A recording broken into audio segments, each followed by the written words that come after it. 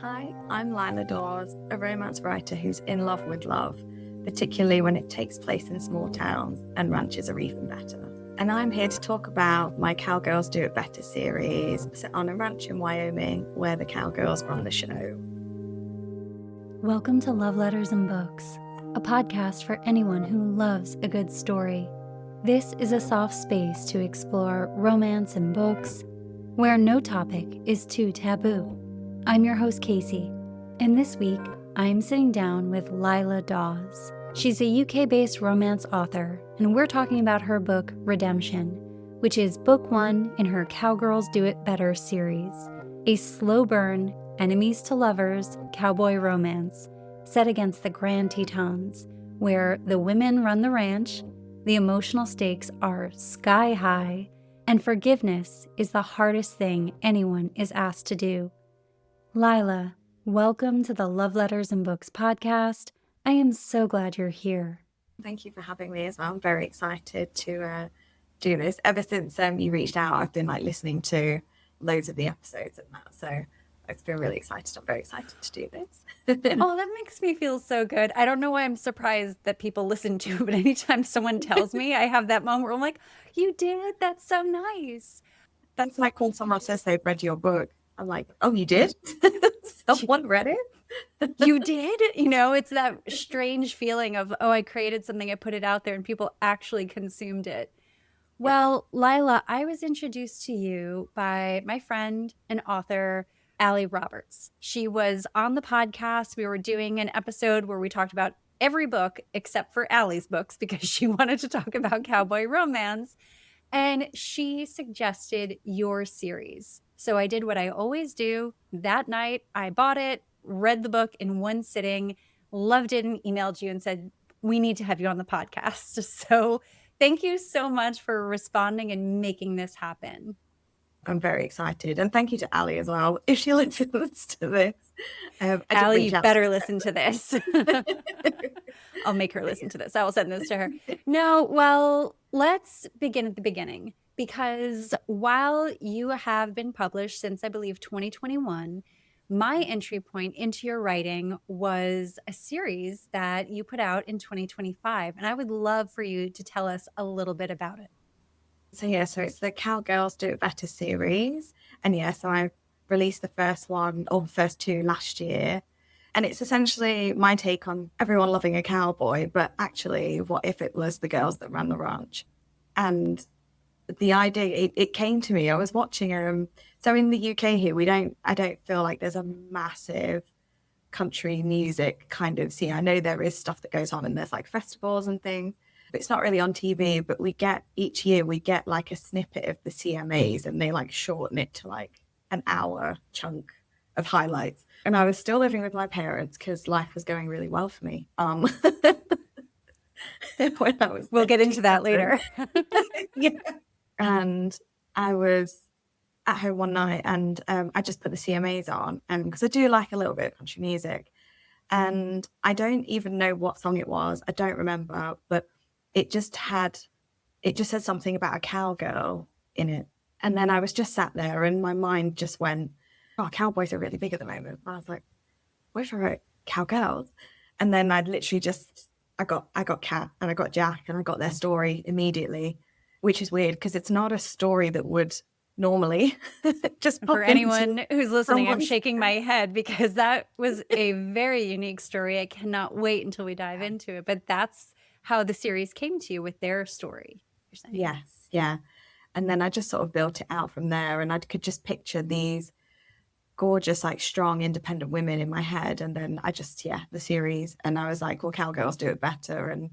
And in my head, that's what I kept calling it. And then I just decided one day, no, that's because all of them were Wells Ranch series or Chestnut Springs series.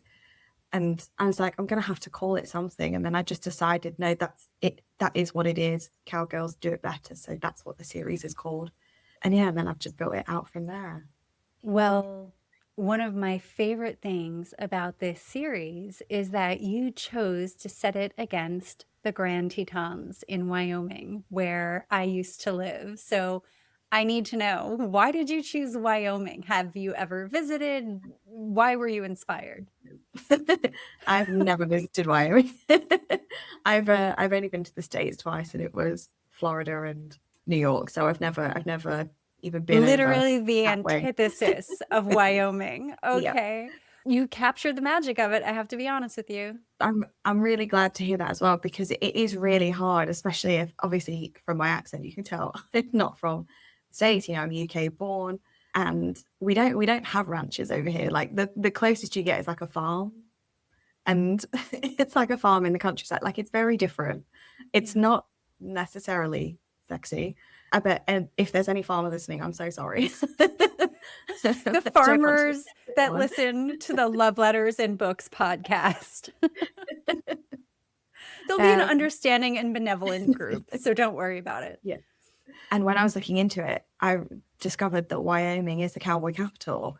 So yeah, I decided that's where it was going to be. I did lots of research on Wyoming, and it just looks absolutely stunning. Like, between that and Montana, like, those are the two states I'd really love to go and visit, because they just look visually so beautiful, and like the whole nature and aspect is just gorgeous. I mean, we've got beautiful countryside here, but it's not like that. And then when I was looking at where to set it in Wyoming, I could just envisage the ranch, just how, like, the backdrop just being the mountains are right there. My brain just took over from there. It brought me right back there, and it was so beautiful. I would never have imagined that you had not visited. So clearly you got that right. And if you ever do visit, now you know someone who could tell you exactly where to go, what to do. So we've set the stage that this is a series. We're focused on the Cowgirls. We're focused on this incredible family and all of their stories. But we need to dive into your book, Redemption, because I was unprepared when I opened this book for the story that was about to unfold. And we're talking about the dynamics within the self, dynamics within a family, dynamics about healing and forgiveness and trauma and all of these things packed into this book. So can you give us a little overview of your story? Redemption centers around the two main characters, Kat and Jack, both on very different journeys. And we meet them when their worlds collide for the second time.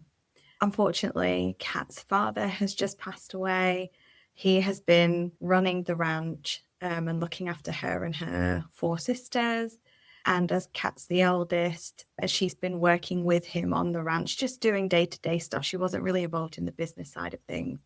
All of a sudden, she's got this ranch just like dropped into her lap, and she's got to figure out, how to tackle the side of running a ranch that he never got a chance to show her. Whilst, she's still got one sister who's young enough to still be in school. The others are sort of varying ages, but all need help with something. And then not only does she have this tough job of tackling like how to financially run a ranch, she discovers that her dad has actually been hiding the fact that the ranch is in severe debt and they are about to lose it. So she's having to deal with all of that whilst managing her grief for her father as well. And then we have Jack, my poor baby Jack. Oh, Jack. I have done so much too. So Jack comes into it finally free from prison after being inside for 12 years. So he went away when he was 18 for accidentally killing somebody on a night when he made a silly mistake that as a teenager and young person you could easily imagine happening, where he'd had a little bit to drink. He thought he was okay. He got behind the wheel of the car, and unfortunately he wasn't okay. He's finally released from prison after 12 years, and he knows he needs to go and find his friend who's been visiting him in prison for the last 12 years. And he makes his way to Redemption Ranch, and unfortunately when he knocks on the front door, he is not met by his friend. He is met by a very angry, grieving Cat Cartwright, who was not expecting him to be at her front door. And then in the process of like the encounter that follows, which I think we can all say was not a nice meet cute at all, he discovers that his friend has unfortunately died, and his friend was her dad, who was the husband of the woman that he killed. So he killed Kat's mom, and Kat's dad was, seeing him as a way to try and figure out how to forgive. And also because he's an incredible human being, not only forgive, but try and save Jack as well, because he didn't want more than one life to be lost out of this. So, yes, and they developed this really wonderful friendship, which is why Jack went to see him. And then, then that's when they meet. Not stressful at all. The stakes were so high. And it's so funny because you could say, oh, you're not giving, don't give anything away. It's like all of this unfolds in the first chapter. It is a wild opening to a book. And as a reader, you're immediately sucked into the emotions, but also the empathy for all of the characters, for what everyone's going through, because you really brought us into what they were each experiencing. And we started the conversation and you talked about Jack, this character who, by any outsider's perspective, everyone should look at and, accept that he did his time, but that he had caused a lot of harm, right? But your book takes us on a journey where we continually pull back the layers and we get to explore deeper and deeper and deeper and ask the why. Yeah. Why did he get in the car that night? Why did he feel the certain way? Why was he doing certain things? What was going on? And it was that curiosity and that journey of continually going deeper, not because it excuses anything, but because it offers understanding. So as I'm saying that, I think the first thing that stood out to me in your writing was just the emotional intelligence of the nuance of our experience as human beings. A lot of people cause harm. A lot of people cause harm as they move through the world. We all do, by the way. None of us are exempt from it. And yet you're taking us on this journey where someone is apologizing and making amends and making a living amends and doing what he can with what he has to heal the situation. And also, he was taught to do that by the most unlikely person. It wasn't his parents that instilled this in him. It was his friend that showed up every week. So let's touch on their dynamic first and the choices you made to give him this almost surrogate father figure in his life in the most unlikely circumstances. Do you know what? I have a tendency to write characters that have a really bad relationship with their parents or have no parents. I love that, Lila. I find it very healing. So my mom is actually my editor. I always panic when I hand her a manuscript, not only because there's smut in there that she's going to read, but also I'm like, yes, I've done damage to more parental dynamics. So Jack doesn't have a great relationship with his parents. They had him very young. They don't want to be parents. They just essentially got saddled with this child, and it's not a great dynamic. And it's Jack's 18th birthday, and he's like, I'm an adult now, and I want out, and I can't be here anymore. And he doesn't really know any better. So yeah, he goes and he makes the mistake he makes, and then while he's in prison, that's when Charlie, the dad, comes to visit him because, like I said, he's very empathetic. He understands that it was an accident. He was there in Jack's sentencing, so he saw that Jack had no one showing up for him. His parents didn't even bother coming. He saw how, it was a mistake, and he managed to see past his own anger and grief to kind of realize that there's someone out here who could also slip through the cracks from us if we're not careful. And I enjoyed that the first year he goes once a month and Jack refuses to see him because Jack cannot cope with the weight of the guilt of facing him. He thinks he's just gonna bombard him with anger and hatred and attack him and all these things. But I think it's eventually one of the guards that says to him, you owe it to him to sit down and see what it is he wants. So he does. And the first thing that Charlie says to him is, hello, son. And I have it, but it just broke Jack completely to hear that. And I chose to use the word son because it's so emotive. I wanted to create the parental dynamic in their relationship that Jack deserved and missed. and that Charlie is so good at giving because he's raised 5 incredible daughters. And and I think even when I wrote it, I was getting, I welled up. I was like, oh my God. And I think that father-son bond, obviously I'll never experience it. I've got my father-daughter bond, but the father-son bond I think is incredible and not something that I think is necessarily explored massively in romance from a perspective of, grown-ups. Mm-hmm. It usually comes through in like the single dad trope and things like that.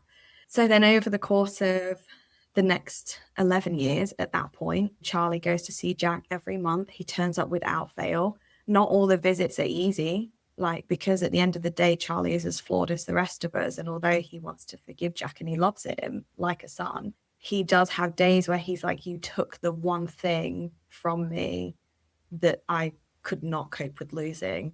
And we do see some of that grief portrayed in later books, because I go back in time a little bit in one of them.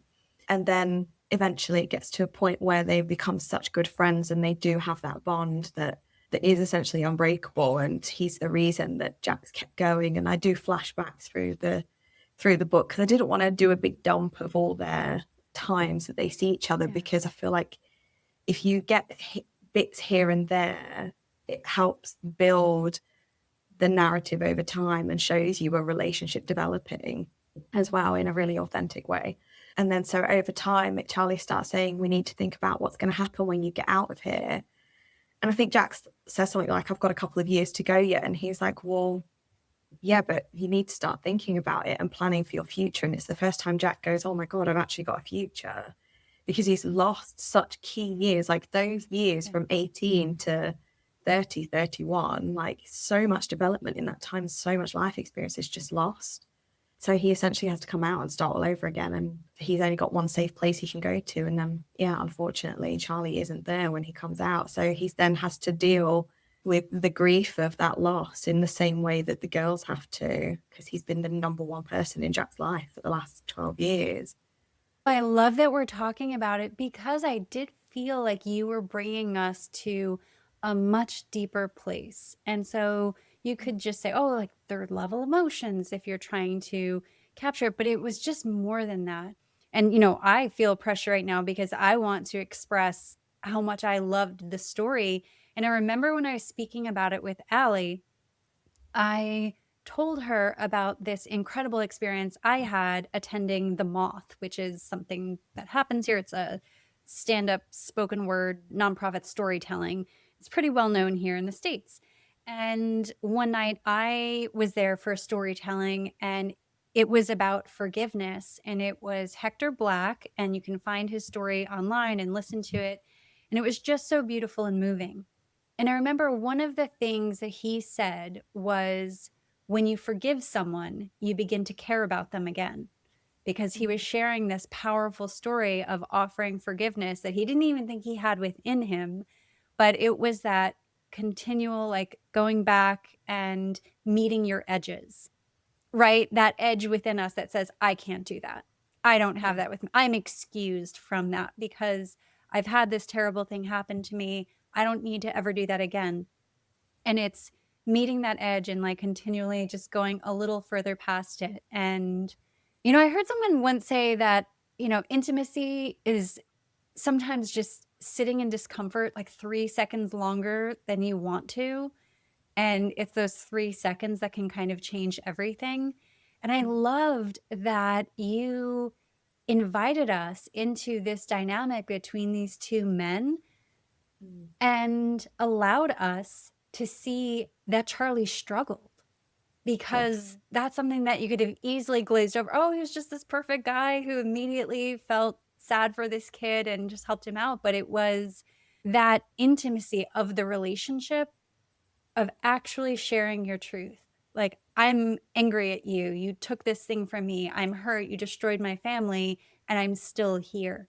And I think it's really powerful when he does refer to him as son, because I think about the intimacy of family dynamics. And it's not the same for everyone. Trust me, it's not the same for me, but it's just what you would hope for, is that something catastrophic could happen and you could meet it with serenity, grace, and understanding.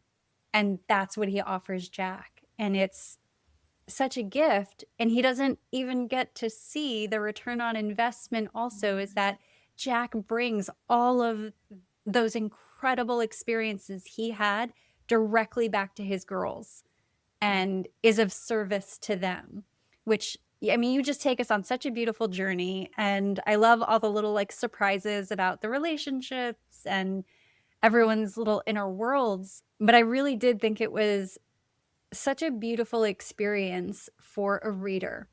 And one thing I talk about a lot on this podcast is that sometimes when we read, it is our first and only experience with something. So when Allie and I were talking, I was like, it's almost like a paranormal fantasy, somebody apologizing to you and making amends. Like in this day and age, like that can almost seem outdated, that somebody would be willing to sit in the discomfort and deal with your rage or disappointment or hurt feelings, right? But you gave us that. And I feel like it's not only they have to sit with the discomfort of like what happened, it's everything that comes after that, in that obviously Charlie only sees him once a month. So although they have a chat and can only talk for like an hour at a time, he doesn't see what life is like for Jack until one visit in particular, where Jack has unfortunately been beaten up and he is very bruised still. And Charlie has to sit with the discomfort of that and seeing that on Jack. And when they've got this big bond that they've developed, he's looking at him and he's like, somebody has attacked my son. And then he's got a whole new discomfort. And then I think he ends up like not snapping at Jack, but he's like, you've got to be more careful. And Jack's like, I didn't do anything wrong. You don't understand what it's like here. It's not that I did something, it's that I'm here. And then they have this awkward kind of thing. And then it ends up being, that's when Charlie starts saying, like, I can't wait to take you home from here. And Jack's like, I'm not like an animal that you can adopt. And he's like, no, you're family. You're not a stray I want to take home, you're family.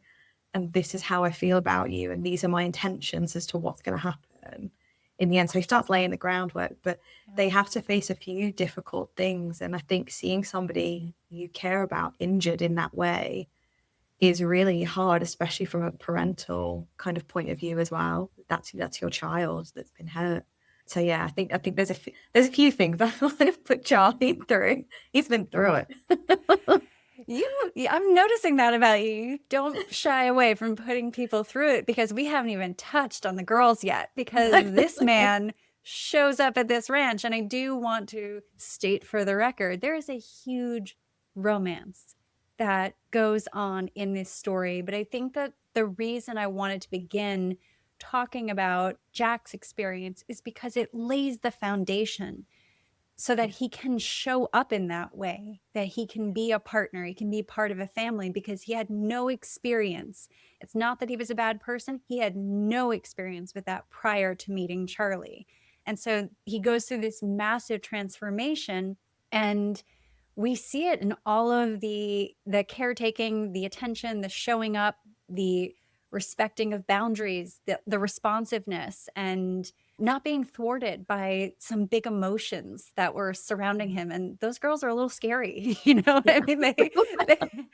Those cowgirls, they knew exactly what they wanted. They were not shy. And it was just such an interesting setting. So let's take a look at that shift where he knows Kat, and we learn more about their dynamic, but he's meeting her in a really different way. And there is a romance that blossoms in this most unlikely of circumstances. Oh my God, Lila, what is wrong with you? Why did you want, why was this what came to you? And I say that knowing that I just ate it up. I loved their love story, but how did you get there? So I am obsessed. So my thing is I love enemies to lovers. That's my trope. That's my jam. That's what I read. My thing, and it kind of lends into the forgiveness thing, but I'll sort of like park that for later on if we start talking about that. But it's like, what's too far? Like, what's too much? And I have this thing where I'm like, I don't like it if they're enemies to lovers, but they're enemies for like 2 chapters and it's boring, because it's like, you're not enemies. You just annoyed at each other. Like, it's not annoyed to lovers. And I'm like, what would make you really actually hate somebody? Because there's got to be jeopardy in order for you to get that payoff that feels so good when you get to the happily ever after. You've got to have the jeopardy and watch them overcome it. And the jeopardy is what if they killed a member of your family? Like, how do you move on from that? How do you get past that? And unfortunately, very fortunately, actually, we see how they get past it, in that it's one of those things where, I mean, the forgiveness element is like, how long does it take for you to forgive? And if you read some of the reviews, it's very interesting in that a lot of the reviews are very split, and this is very wrong, and no author should go and read their reviews, and I suffered massively from doing it, so I don't ever do it again. But a lot of the reviews say it took her too long, and then the other half of the reviews say she did it too quick. So I was like, there's no middle, there's no winning here. But I was like, if all is forgiven and all is good by 50% in this situation, I feel like, yeah, because then we can start to build in you then develop the relationship, you then get the steam in there, and you get the satisfactory ending. Like, you get half of it's the battle and half of it's the reward. And what I liked as well is that it wasn't just Kat that couldn't forgive him. You know, we've got 5 sisters here, and most of them are old enough to remember what happened. You know, they range in age from 31 to, I think, Tilly's 15. The youngest sister's 15.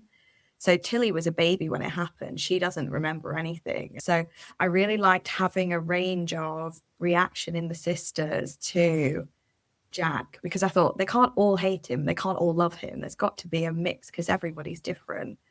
And I think it's some of them can talk sense into Kat as well. Like, there's a few conversations between Kat and Maddie, and Maddie's like, but it was an accident. Like, he's done his time. He's ready to start his life, and like, we need to let him do that. It's also very interesting when someone you love put their time and energy into this other person. So if you love and honor the father you lost, this was how he chose to spend his time. And I feel like that can be they can make them bristle a little. Like, we didn't know about that. You know, you kept that from, there's that too, of the loss of the future you would have had with your father, where you can ask him these questions and you can process it together. But I also think holding on to some of that anger, whether justified, unjustified, is a great way to protect yourself from feeling other things, from acknowledging other things, from dropping into deeper emotions, because it's all consuming. And I'm bringing that up because I do want to focus on Kat. I loved her. And as frustrated as anyone can be with her at certain points throughout the book, because she's a human character, right? Like, you wrote her as such a human. We've all done what Kat has done at some point, where you're like, I'm fine. I've got it. I'm fine. Don't worry about it. I'm on top of it. You don't need to worry. Like, just pathologically shouting to the world that we're fine when we're actually drowning, and pushing everyone away under the guise of, oh, I'm taking care of you, but I'm going to put you in the dark and not tell you things that are going to affect you. And I say that with full empathy for her, because I'm sure anyone listening has found themselves in that position where they didn't really want to say the thing out loud that was hard to say, which was either, I don't know what to do, or I'm failing, or I'm scared. I'm not sure how to take care of everyone. And us as readers, we were invited along to have that full range of emotions. And I say frustrated, not like I just like the character. I'm saying frustration is so important as a reader, because that's the point where you're like, oh no, I do that too. Oh no, like, I totally recognize that. So I do want to touch on Kat for a moment. Tell us about her. So Kat she's 31, so she's a little bit older. She's much younger than me still. I could be her mother. I could just, like you said, what did you say? You were a millennial? I was like, yeah, I'm Gen X, but that's okay. We're just going to keep going. But so she's a little bit older. She's been through a lot. She's been running the ranch with her dad. Like, she's very established as a woman, as a strong woman who knows what it takes to look after a place like this. and the strength that she has. And then, like I said, when Charlie passes away, everything falls on her shoulders as the eldest. So she's got to shoulder that burden for everybody, because she doesn't want the girls to have to sacrifice the things she sacrificed. So when, her mum did pass away and Charlie was really struggling to cope, Kat had to give up. She was at college, getting a career with her best friend Gertie, and she had to give that up to come home and basically run the ranch, which was not what she wanted to do, but she ended up falling in love with it as it is. So, she's only really known one thing, and then all of a sudden she's thrust into like, you've got to do it all now. And not only that, you've got to finish raising your 15-year-old sister and these 3 other women who are looking to you, and you're also about to lose everything. So I think as the eldest, there's definitely the element of caretaking in there, but also like a stubborn pride that you can get as an independent woman who, Kat's been single a long time, but there is that stubborn pride that you get that I have myself as a woman of, I can manage it, because to suggest that I can't makes me look weak, and I'm not weak. And also, I don't want anybody else to have to worry about this. It's on me to worry about it and fix it all. So I'll pretend everything's fine. They've got enough on their plates. They're grieving for our father that we lost. They don't need this as well. They don't need to think they're about to lose their home. She's a very layered character in that there's a soft girl in there, but she will not let her out because she's busy trying to save the damn day. But eventually that soft girl does get to come out because she realizes that she does have, I would say, someone in her corner, almost like a partner in crime, another adult who can help with things. And I just thought it was so interesting how, as women, you're bringing up, it can feel like, oh, I'm weak, when the word is I'm vulnerable, right? And we perceive it in this very negative light, like, oh no, I'm supposed to be doing everything at 100% all the time, be in a good mood, look good while I do, just all of these toxic things that are in our heads that we see in media. But what a release, sort of like a liberation from that perfectionism, that overperformance, when you can actually let your guard down with someone. And I love that, the pattern in Kat's life is she ends up in this place that she wasn't her first choice and ends up with the guy that she wouldn't have chosen, but it all fits perfectly. And I think that there's just so much beauty in there. And I thought it was so beautiful, and I'm not going to give too much away, but Jack has a lot of vulnerabilities as well. And to be able for both of them, for those vulnerabilities to rise to the surface, and they both offer such beautiful caretaking in those moments, was just incredible to see. And it kind of brings me back to what I said earlier, where sometimes when we read books, that's the first and only time we'll experience that, is through someone's storytelling. Like, someone could read your book and feel like, oh, I've never felt like I could be vulnerable with someone. I never felt like I could let my guard down or be quote unquote weak, not have it all together. And, watching this dynamic unfold between Kat and her sisters and Jack, like, that might be the first time someone sees that, oh, the sky won't fall. Oh, people actually love me and want the best. Oh, people also can bring their resources to this and help me through it. So just a beautiful story. I really enjoyed writing it. I mean, with my first series, I hand wrote all the first drafts of them. So it took me months and months and months. I think one of them took me like 10 months to just write the first draft, because it was handwritten.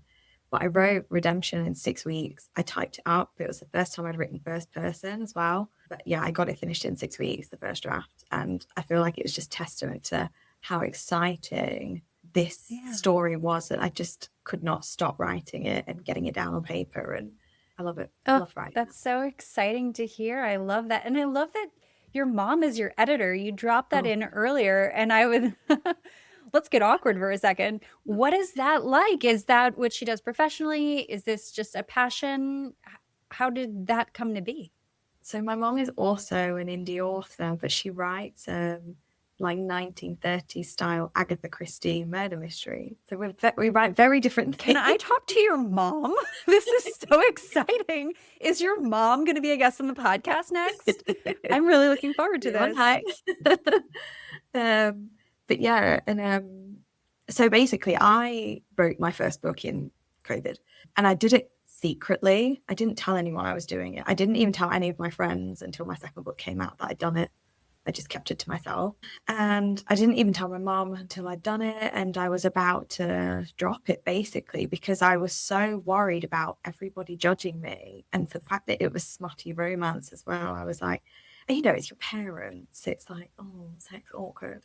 You know, it is what it is. And my dedication in my first book is, you know, thank you, Mom, for showing me how it's done, but please don't read this. And her, being a little sneaky person, went and bought it behind my back and read it. She said to me, like, no shade to my first editor, but she said to me, the editing on this is really bad. You know that, right? I was like, oh, no. She was like, you should have just let me do it. And then I was like, fine, okay, going forward, you can do them all. Well, I love the background information about your mom, and I love that she gave you mom advice that only moms can give in that way. And I was completely serious about wanting to talk to her. So I'm sure you'll connect us after this. But I do want to take a step back because I love talking about the romance because it can be so misunderstood. People have preconceived notions, you know, there's myths, misconceptions, stigmas, there's all of these things floating around. And I want to talk about that with you. Why was that an important part of your story between Jack and Kat? Like, why did you choose to put that in there? So all of the books I've written are open door. You know, sometimes the door is well off the hinges in what I've written. And I've always done that. I've never considered writing a closed door romance. It's because to me, I'm a very affectionate person. So I love seeing the intimacy and touch. And then if you keep building that intimacy and then don't show it develop in the way that it does, I can find that that's really like, I don't know, I feel very flat afterwards. So I love the intimacy that you can get between two characters in the steamier moments. Like, obviously, don't get me wrong, it's raunchy and it's great to read. But like, I love the kind of like what you said, like caretaking that's involved in two people coming together in that way and the intimacy. And I think if we're reading about people falling in love, like sex is a very important part of that. No one can deny that. And I feel like you can't show all facets of a relationship and then say, but you can figure that bit out on your own. You know, they're going to be great together. Like, no, show me. And I love it sometimes when it's not great. It's not great between them. So I haven't written it yet, but the next book in my previous series, because I've put that on hold to write these Cowgirls, because they're screaming at me to get written now. The bossy cowgirls. They want their stories out there. The first encounter that this couple in the next Citrus Pines book have does not go well. Like, it's not good. He gives the impression of being amazing in bed, but like actually she's so underwhelmed at their encounter that she's like, oh my God, he's just another Chad, you know, like he said it. And I haven't written it. I've got it mapped out, but I cannot wait to write him being an absolute dud in bed. And then how you turn that around and show the development. Because I think the other thing as well with the intimacy, it's the more you get to know somebody, the more intimate you feel with them. Like you were saying about just that extra 3 seconds of awkwardness can build that. It's like, if you look at somebody in the eyes for a certain length of time, like gets to a point where you can't look away, but you really want to look away. And again, I kind of wrote that in another book, actually, where they do like an eye gazing exercise to build their intimacy together. I wrote something about that too. Oh, did you? Love that. We're such dorks. We did that. But it was.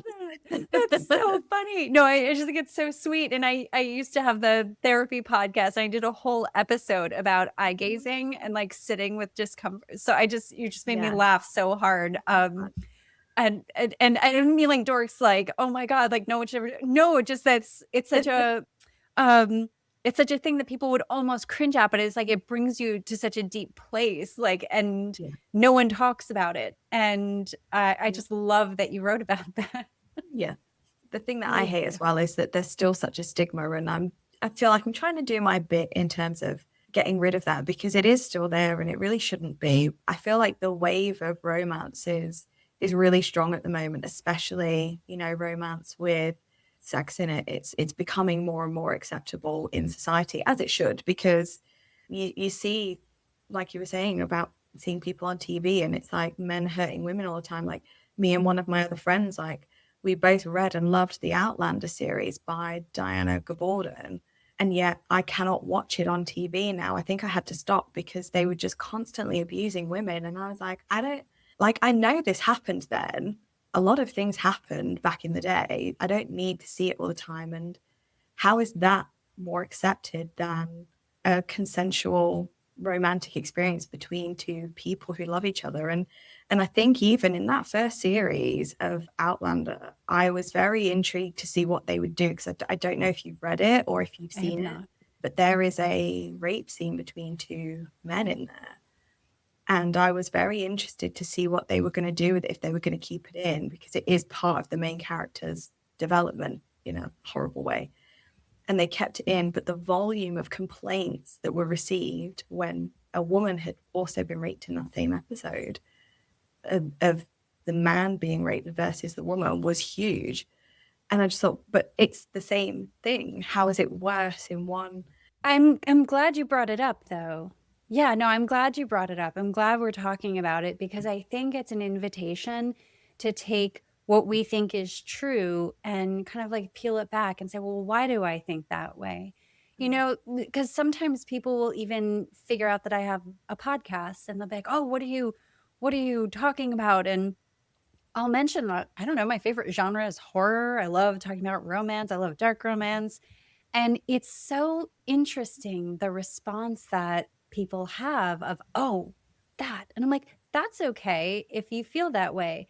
But I was a therapist for a long time. I think that this is really healthy and helpful. And I think that we are bombarded with media where women are harmed.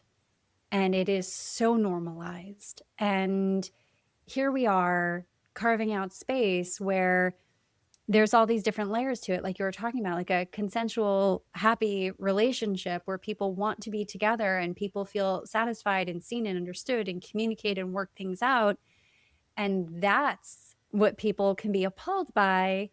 But the violence is completely acceptable. And, you know, I'm not going to change anyone's mind, and I don't even want to. I just like taking up a little bit of space to say that if that is what someone likes and is attracted to and wants to read about those things, I do think our intimate relationships are also a place where we communicate. I mean, physically, we're communicating, mentally, emotionally, verbally, all of these things come up in these moments. And to kind of cut that out is an interesting choice, because I feel like so much comes up, whether it's fear, trust, anger, need, all of those things. It's such a beautiful opportunity to highlight it. Yeah. So I do love that we're talking about it. And there's nothing more cringe than someone you know reading a scene that you've written about that. Like, we can just all agree that it's a special kind of discomfort. But I also think that of all the things that are normalized in the world, like, let's normalize that one. So, yeah. Well, obviously, I fell in love with this series from the first book, but I would love to hear from you about the direction that you're going in with the rest of these Cowgirls. I've got 2 out at the moment, and I'm currently working on the third. So there's 6 in total, because we've got 5 sisters and a best friend. I'm doing it in age order. So Tilly, for instance, as I've mentioned, is 15 in the first book, and I think everybody's figured out who her hero is going to be. Obviously, poor guy. Yeah. He's going to go through it. He is. But like, he is significantly older than her. So at the moment, he's like in his mid to late 20s. So he's like 10, 12 years older than her. So, you know, I've got to give these girls time to grow up and get into this. The next one I'm working on at the moment is Maddie. She's the next eldest. And I think I've introduced everybody but August's love interest. And it's really interesting, some of the DMs I get. And some of them, I'm a bit like, oh, it's not that. And you're going to be really upset when you read it. Everyone's got theories on Daisy and Duke and what's happening there. and how Daisy managed to secure the money to pay for the ranch. And I had a few ideas myself, so Yeah. I am really looking forward to that story. Yeah, I have written a tiny bit of that one because it's going to be another enemies to lovers, and I can't stay away from them. I love them. Well, I feel like she's a really good enemy. If you're going to do an enemies to lovers, I feel like she can enemy really, really well. She can, and she's already started to. She is going to put that man in his place. So they kind of go in like age order. So yeah, Maddie's the next one. And yeah, I'm still working on the first draft, but it is out there in the world that it's, it's going to be called Resonance. And what I like to include in these books is like a dictionary description of like what that word is, or like the definition. And I feel like the word resonance alone just means so much. And her hero is her best friend, Leo. And the way I've it might change, so far chosen to write it is it's a little bit coming of age. So we meet Maddie and Leo when they're both 8 years old, and we watch that relationship develop through the years, through some really formative years as well, because we know that Maddie loses both her parents. And we see that through both of their eyes, because Leo's also very close to her parents too. And so we've got Leo, who's a bull rider, Maddie, who's a firefighter, whilst also working on the ranch. Because that's the other decision I made, is that the girls don't just spend all their time at the ranch. They have careers of their own. And then, Kat's the main one who looks after the ranch, and then the other girls will help out. But yeah, so Maddie's like this powerhouse firefighter. So she really embodies like the strong, independent woman. And then Leo's just out here like a sunshiny little bull rider who's loving life. Loved him. The way you introduced him in that first book was so beautiful. No, you brought us into this world where we are invested in all of these characters. I do want to give a little caveat in case anyone misinterprets this.